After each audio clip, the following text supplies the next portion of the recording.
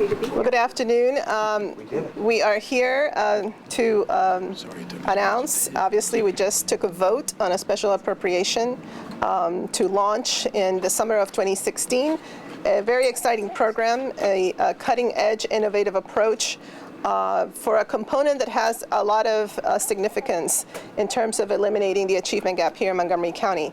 And I can honestly say that when people criticize government, they say that it's not nimble and it's not flexible. Well, here we are today as an example of how nimble and flexible it can actually be.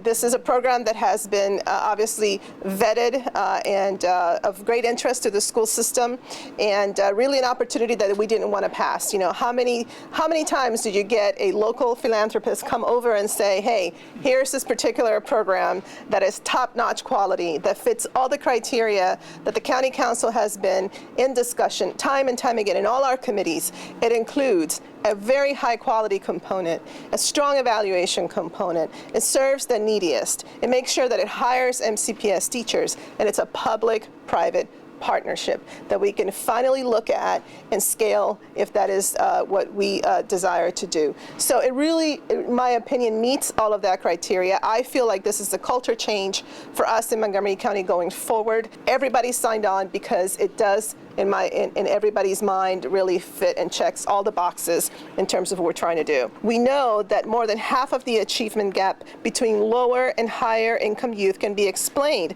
by unequal access to summer learning opportunities. As a result, low-income youth are less likely to graduate from high school or enter college. We understand very clearly that 1 in 6 children who are not reading proficiently in 3rd grade do not graduate from high school on time, a rate 4 times greater than that for proficient readers. And so there are just so many different indicators out there and so much research that has pointed to this particular issue. And so I am thrilled that at least 1,050 students will have an opportunity to participate in this very high quality program, that we can evaluate it, and it is my hope that we will be able to scale it up. And how can we scale it up? We will continue to pursue this type of public-private partnerships, but it is my hope that we can repurpose some of the existing funding that we have in place right now in many programs throughout our county to make sure that we commit to these types of models that have been proven. So with that, I'm just really humbled to have just, been an instrument to get this going. Obviously, I feel like it fits very well many of my hats, not only as a former member of the Board of Education, member of the Education Committee, but also in terms of the government operations and fiscal policy, because it really does touch upon all of those areas. And next, we'd like to bring up the president and trustee of the Norman R. and Ruth Rales Foundation, Mr. Joshua Rales. The way he describes the issue of the achievement gap is so much aligned with what we've all been discussing, that this is about economic imperative here in our county and across the nation, and therefore we need to invest. So Josh Rales, thank you so much for bringing this to our attention and for committing to Montgomery County to your... You're very welcome. Thank you, Nancy. Thank you for your leadership. Thanks to everybody on the council for moving so expeditiously on this. Together, we're going to drive a stake through the heart of the achievement gap. We need to do something. We need to be innovative. We need to bring private money to the table, which we've done. We need to cooperate. And I can tell you that my experience with this council has been nothing less than stellar.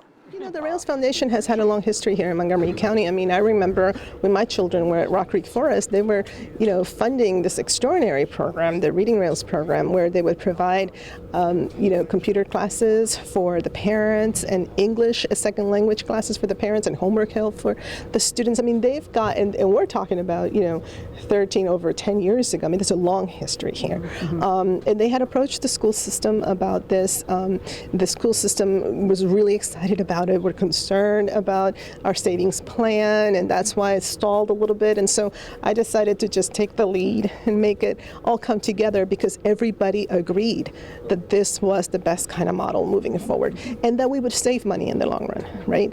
So that's the important piece of all of this. And I can, I have to, thank my colleagues, because everybody was on board immediately and recognized that this was an opportunity we couldn't pass.